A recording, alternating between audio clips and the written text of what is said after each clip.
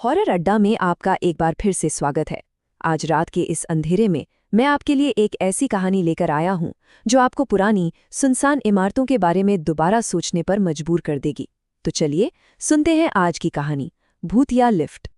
बस एक पल के लिए आंखें बंद करके सोचिए कि रात का समय है, आप कहीं बिल्कुल अकेले हैं, एक अनजान सी पुरानी बिल्डिंग में, और एक लिफ्ट के दरवाजे आपके पीछे बंद हो जाते हैं।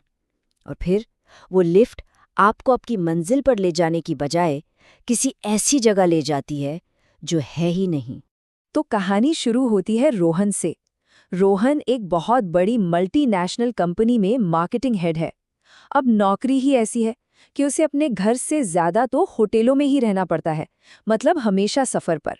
तो हुआ यूं कि एक रात रोहन एक बहुत ही जरूरी क्लाइंट मीटिंग खत्म करके अपने शहर वापस लौट रहा था। लेकिन मौसम बहुत ही ज्यादा खराब था। अचानक आसमान से जैसे आफत बरसने लगी। बारिश इतनी तेज थी कि ड्राइवर के लिए गाड़ी चलाना लगभग नामुमकिन सा हो गया था। सामने कुछ भी दिखाई नहीं दे रहा था।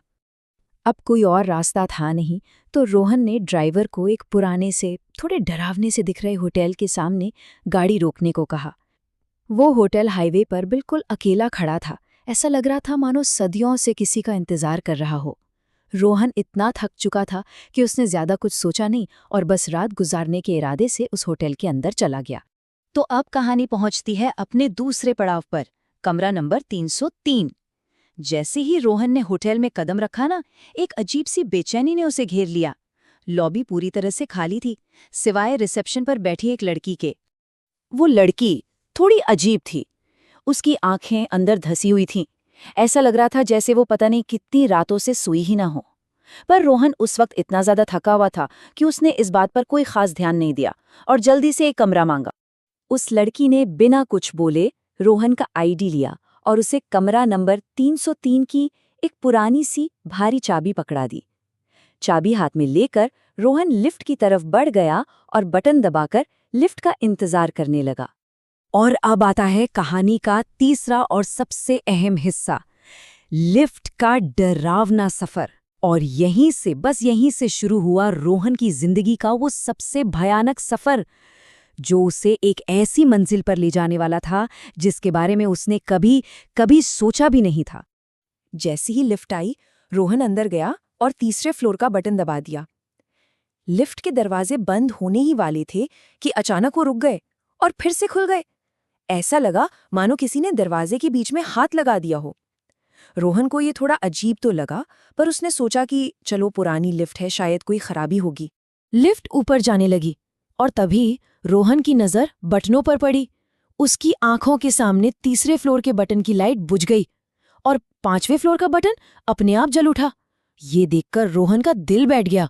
उसने घबराकर बार बार तीसरे फ्लोर का बटन दबाना शुरू किया, पर अब कोई भी बटन काम ही नहीं कर रहा था। लिफ्ट का कंट्रोल अब उसके हाथ से जा चुका था। इसी घबराहट में रोहन को अचानक अपनी गर्दन के पीछे किसी की गर्म सांसें महसूस हुईं। ऐसा लगा जैसे कोई ठीक उसके पीछे खड़ा है और उसकी गर्दन पर धीरे धीरे सांस ले रहा है। वो झटके से पलटा, लेकिन वहां कोई नहीं था। लिफ्ट में वो बिल्कुल अकेला था, या उसे ऐसा लग रहा था। अब रोहन का दिल जोर जोर से धड़कने लगा था। उससे यकीन हो गया था कि लिफ्ट में उसके साथ कोई तो है।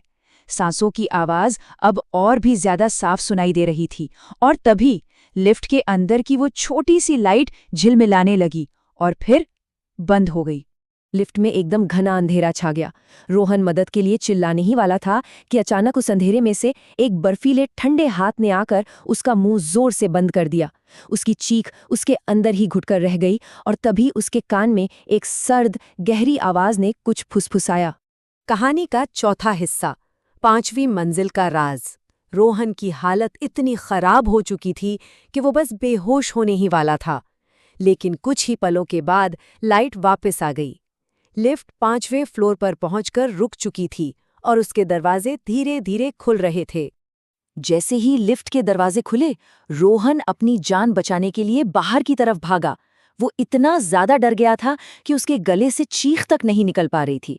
वो बस अंधाधुंध सीढ़ियों से नीचे की तरफ भागता रहा बिना रुके। पर भागते हुए भी उसे साफ महसूस हो रहा था कि वो अकेला नहीं है।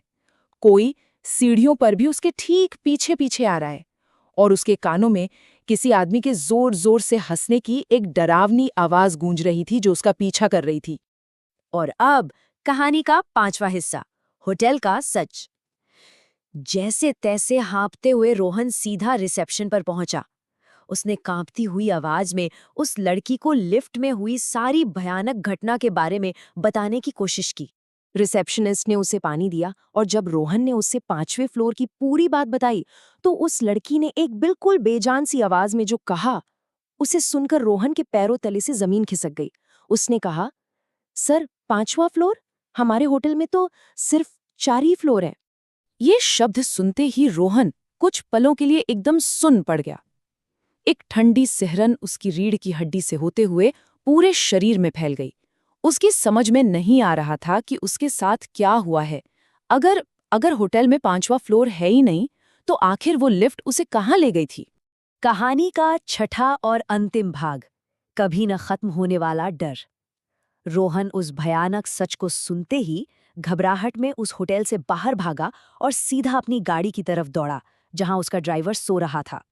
उसने ड्राइवर पर चिल्लाते हुए कहा, गाड़ी चलाओ, जल्दी करो। ड्राइवर ने भी रोहन की हालत देखकर एक पल नहीं गवाया और तुरंत गाड़ी स्टार्ट कर दी। जैसे ही गाड़ी होटल से दूर जाने लगी, रोहन ने हिम्मत करके रियर व्यू मिरर में देखा। होटल के दरवाजे पर वही रिसेप्शनिस्ट खड़ी थी और ठीक उसके पीछे एक बड़ा सा काला साया खड़ा था जो रोहन को देख के मुस्कुरा रहा था। उस रात के बाद रोहन की जिंदगी हमेशा के लिए बदल गई। उसे आज भी लिफ्ट में अकेले जाने के ख्याल से ही दहशत हो जाती है। उसने देर रात में सफ़र करना तो बिल्कुल ही बंद कर दिया है।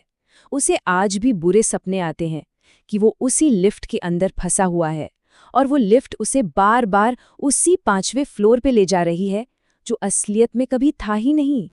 रोहन उस रात उस होटल से तो निकल गया, लेकिन सवाल ये है कि क्या वो काला साया और उस 5वें फ्लोर की डरावनी यादें कभी उसका पीछा छोड़ पाएंगी, या फिर वो हमेशा के लिए उसी डर के साथ जीने पर मजबूर है।